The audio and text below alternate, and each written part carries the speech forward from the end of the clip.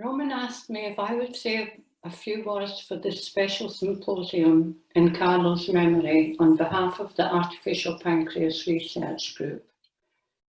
It is a privilege and a pleasure for our group to remember him and the contribution that he made to our research over the years. I personally worked alongside Carlo for many years in general paediatrics and for the past 10 years or so in the artificial pancreas research, where he was my clinical boss. When in 2008 we started trialling this technology on children with type 1 diabetes in a hospital setting, it was a stressful time until we grew confident that the technology was safe and that it worked. While Carlo was not hands-on in the research, he was always there in the background to give us support. We valued his knowledge and had a huge respect for him as a paediatrician and a researcher. As in all research groups, there were times when we had heated discussions over work-related issues, but it never came between our friendships or his support for our group and the research. It was often when travelling to research meetings that we would find time to catch up with him, and we would talk about the sides of our lives outside of research. I remember warmly my conversations with him about life, politics, Scotland, the NHS, and often our children.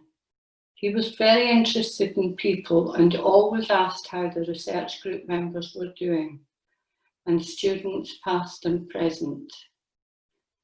He always asked about my children who were living in distant parts of the world, and he often updated me on stories of his children and what they were doing.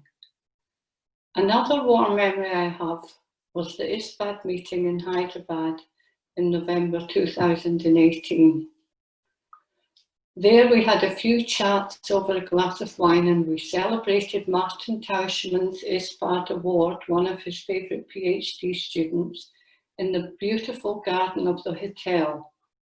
I remember seeing Carlo smiling and happy with his long-term friends, enjoying and celebrating the evening under a warm tropical sky.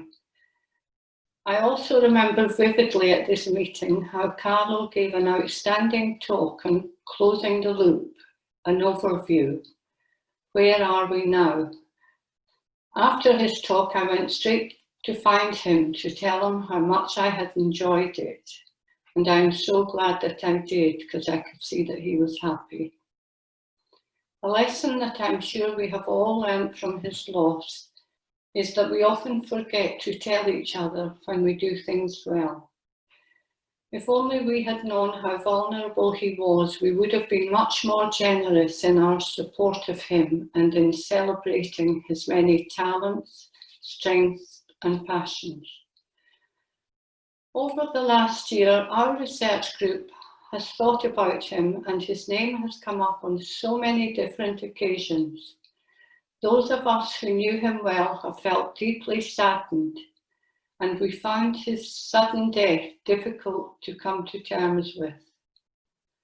When we see his name on publications and protocols, it's still a very hard reminder of the person we have lost, a friend, a doctor, and a researcher. Many of the families who had children in our research studies asked me about Carlo, and those who saw him regularly in clinic were shocked and upset by his sudden death.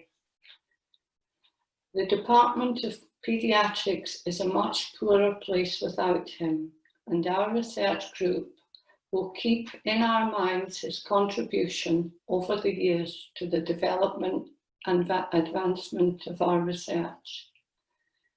And just to finish, our small research team who knew Carlo well, Roman, Josephine, Charlotte, Gosha and myself, would like to thank Pauline, Luca, Claudia and Alessia for this opportunity to remember Carlo. Thank you.